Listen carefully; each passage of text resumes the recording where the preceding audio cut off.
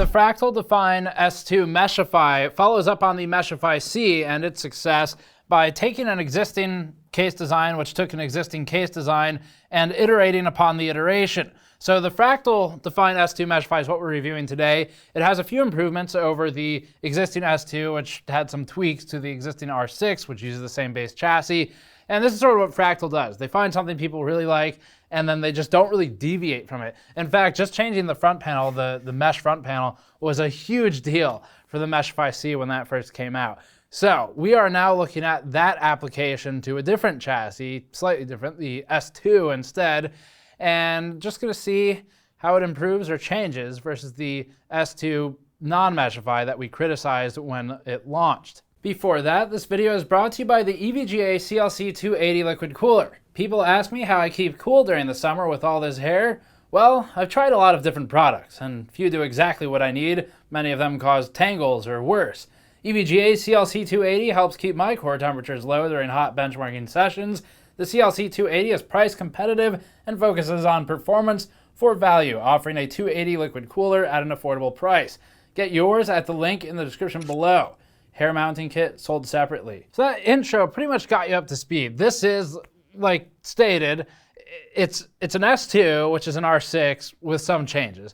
And if you want the full details on what the S2 is, you can check our S2 review, and then that review will refer you to our R6 review for the full details of the internals. But the very basics here, this is a $150 enclosure. It's like $140 if you don't go with the glass panel. It has a dark tint option. It's got a white color paint option, a black paint option, and then a steel panel option. But basically a $150 case, and all variants are this, except just different types of colors and side panel. So clearly, it's got mesh on the front. That's kind of the whole deal. If you already know the S2, then you know this, just the front is different. So not really many other ways to state that. I mean, the top still has the sort of pop-out thing, except now it's mesh instead of a big piece of steel. And this is all part of the design where Fractal is trying to sort of accommodate a slightly different market. And they've done a pretty good job at this with the Meshify C, to Fractal's credit. And it's a bit of a reach out into the airflow market without deviating too much from Fractal's core philosophies, which very clearly seem to be no nonsense in just about all of the cases Fractal makes. It's very strictly business. And that remains true with this case. It's just that it got a bit more breathing room in the front. So we have some pretty unique tests here. We, for example, take the new lightweight filter out of the front. There's a really fine mesh filter behind the steel mesh, and it adds another layer of filtration. We don't really like doubling up on filters because it affects airflow negatively, but this one is so thin that it's worth testing separately to see how well it does. There's really not a lot that I can do here on camera. We typically kind of go through this segment of like walking through all the things on the case, but it's the S2. We already did that, and then we did it before with the R6. So it'd be the third time we've done that now. Let's just go straight into the testing. We've got some build notes from Patrick to talk about first. He talks about the changes that have been made to the case structurally or in terms of panels, things like that. I'll talk through those, and then we'll get into the performance testing and the conclusion. We wrote this section for the Define R6 back in 2017 and added some additional comments with the S2 in 2018. There's not much else to say in 2019, so we'll limit ourselves to more meaningful changes. Check the original R6 review, or, well, the S2 review, to read additional information on the build and the internal layout. Almost all of the changes are in the front panel here. It's exactly the same front panel as on the Meshify C, but scaled up slightly to fit the larger S2. And when we say exactly the same, we mean it. Other than the USB-C port on the I/O panel, even the decorative geometric design is identical to the Meshify C. It's just a bit larger. That's not a bad thing, but it is strange that Fractal would gear up to make what is, from a manufacturing point of view, an entirely new panel without updating the design at all. That, I guess, says that the design was popular. The duplication means that negative features of the Meshify C's panel have carried over to the Meshify S2. The I/O is built into the top edge so that removing the front panel pulls the cables with it. This is sort of an old legacy way to do front panels and not something we like to see.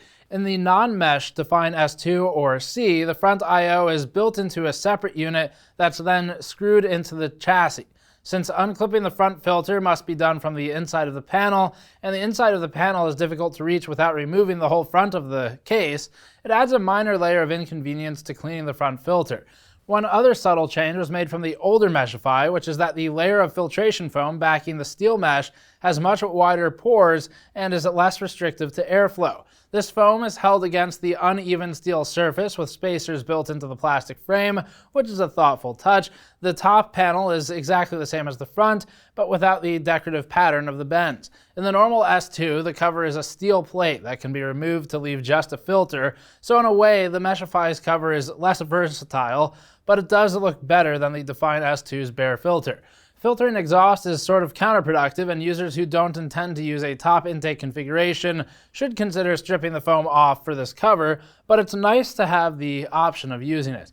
The springs, if you can call them that, on the top fan mount that lift the top cover appear to be bent upwards further than they were in the R6 and Define S2, so the panel actually does pop up a bit more when the release button on the rear of the case is pressed. This still isn't a great system since it marries a nice and presumably expensive spring-loaded button with crude springs punched out of the case material that don't work as well as they really should. Still, we've talked about this twice already, and the slight improvement in this version means that there's a chance Fractal is listening to feedback. We'd still like to see this mechanism work better though. Other than that, the final minor point of interest was that the fans were not connected to the fan hub out of the box. We don't use fan hubs or controllers for testing anyway if we can avoid it, but users will need to make sure to sort of root around for the fan cables and plug them in before tying everything down. Moving into thermal and noise testing now. For additional tests, we removed the mesh section of the front panel, effectively removing the front panel. We tried putting the sealed top cover from the Define S2 on top of the case, and it did fit. And we did a test with the layer of foam removed from the front panel just to see if it obstructs air intake in any meaningful way when compared to just the mesh front panel without that foam. We're not too enthusiastic about layering filters on top of filters, but this one is at lighter weight than the original Meshify C's was, and the Meshify C did fine in testing.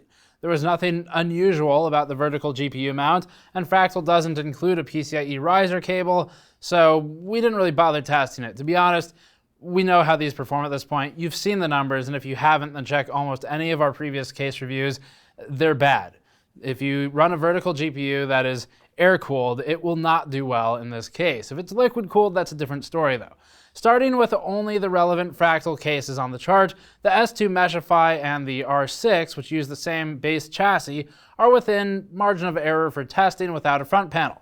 And the error here, of course, keep in mind, is also influenced by the fans, because there's some variance between fan production runs. Stock CPU temperature was 50.7 degrees Celsius over ambient during the torture test, which dropped down to 46.2 degrees with the front cover removed. That's a significant change, but we see much more dramatic improvement on cases with sealed front covers like, for example, the original H500P, which went from acrylic to, well, being open. Running with the Define S2's steel top cover resulted in a 50 degrees Celsius measurement within margin of error of stock. The ventilation on this top cover won't offer any meaningful advantage unless a radiator or other active cooling solution is mounted at the top of the case. For radiators, obviously, this is a major improvement. If you had a downdraft cooler, there might be some improvement there too because it's got an escape path. It's going to depend on the cooler selected, but for one similar to ours, no meaningful benefit without extra cooling mounted up top. Taking just the sheet of foam out of the front cover, but leaving the front cover on, we saw an impressively large improvement down to 46.1 degrees Celsius over ambient, effectively exactly the same as the test with no front panel at all. We're within error here. This second layer of mesh is obstructing intake partially, although the theoretical benefit is reduced dust intake, so it's a trade-off there. And the trade-off isn't so bad, ultimately, but it is an interesting one, and if you wanted some extra performance, removing that filter would assist. It's just filters on top of filters. Make sure you keep the steel mesh clean and don't let too much dust accumulate on top of it. You should be fine. Comparatively, 50.7 degrees Celsius over ambient is a pretty respectable spot on the chart for a stock case overall. It's fine, especially since the Meshify C landed at 54.3 degrees and the Define S2 was at a actually kind of uncompetitive 57 degrees.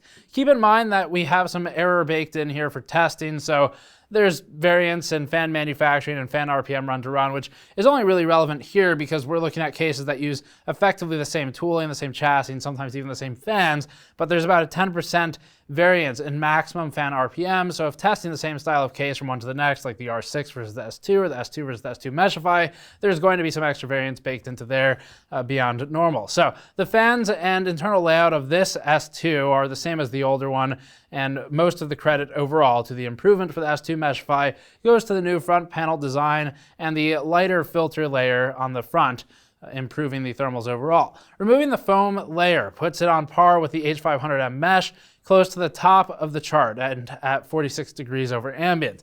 The S2 Meshify stock configuration is closer to the half X, the H500 Mesh $100 Cooler Master case, and the 570X Corsair case from a while ago. GPU torture testing is next, again starting with Fractal first. With no alterations to the case, the Meshify S2 hits 55.1 degrees over ambient GPU temperature.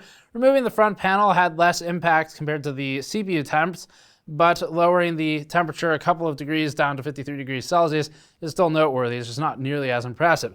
Sealing the top panel had greater effect, raising it to 56.6 degrees over ambient.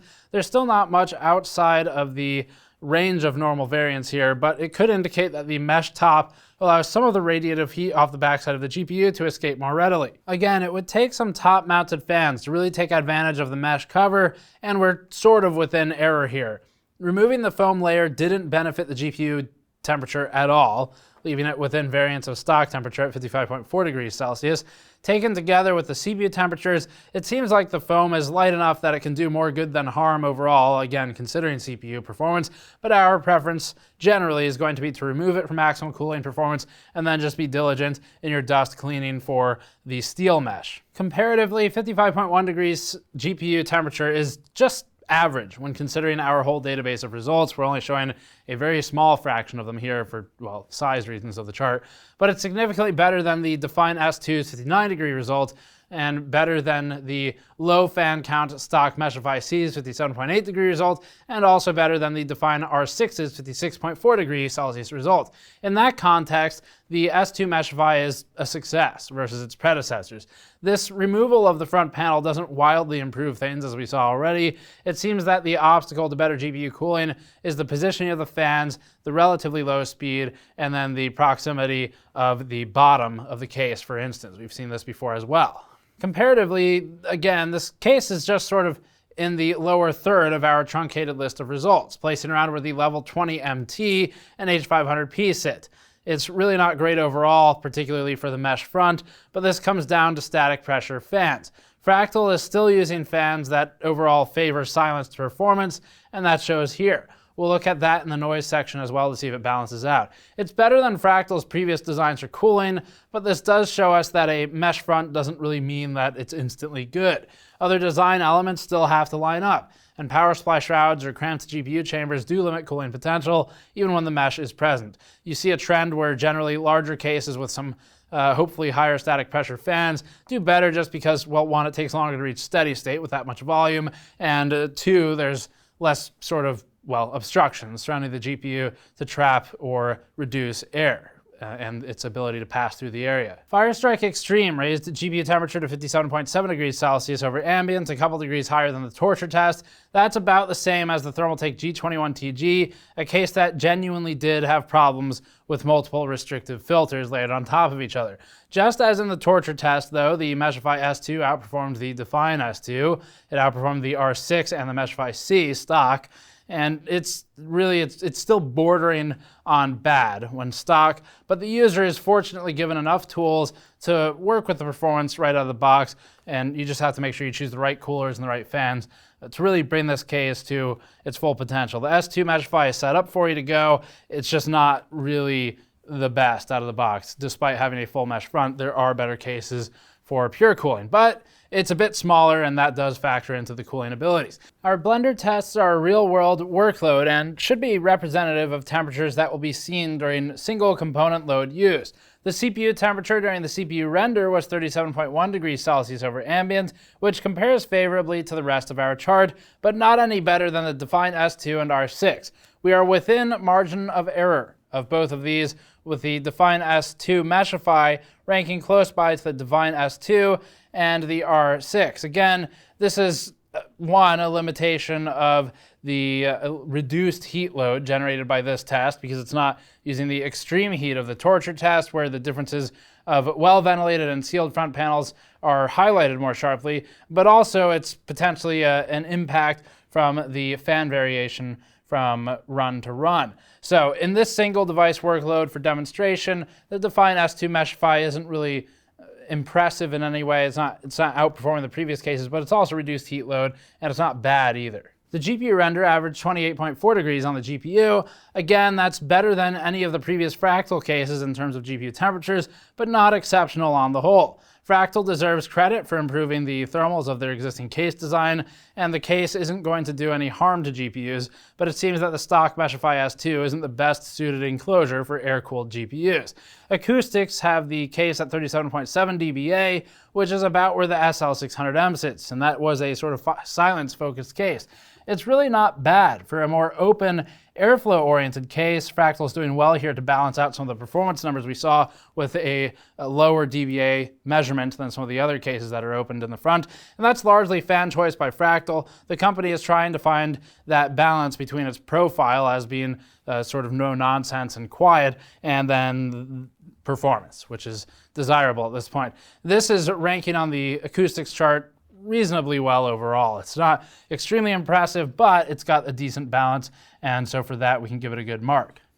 The case overall, it's really not bad. It's a pretty good step for Fractal. It achieves what Fractal's set out to achieve, which seems to be, on average, slightly at least, if not significantly in some cases, better performance than the original S2, which we really genuinely didn't like. It didn't have that much of a place. Yes, it had some things that it did kind of uniquely, kind of well, like a bit more water cooling support, but overall it was not a new case. It felt very familiar to all of the other cases. So this improves in a lot of ways over the S2 non-Meshify.